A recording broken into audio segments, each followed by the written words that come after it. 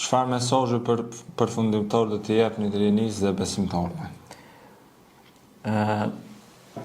Mos e humni mundësinë për të bërë mirë. Jeta është shumë e shkurt, ne duhet bëjmë vepra të mira sa të jetojmë.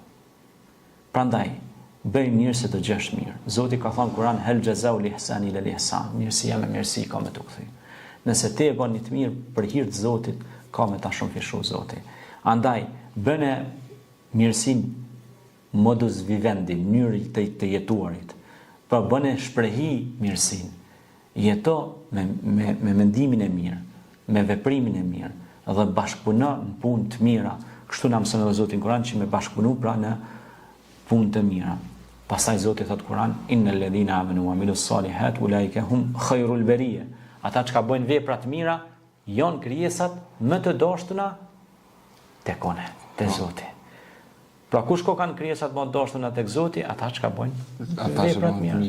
Pra, kjo është pra që na duhet të shumëfishojmë këto vepra të mira dhe shumëfishimi i veprave të mira na i rrit mirësitë edhe në familjet tona, edhe në shëndetin tonë. Allahu na baft për atyre që bëjnë vepra të mira, ja Rabbel Alamin. Allahu i shtoft bamirësit, ja Rabbel Alamin. Allahu i shtoft bamirësit, ja Rabbel Alamin.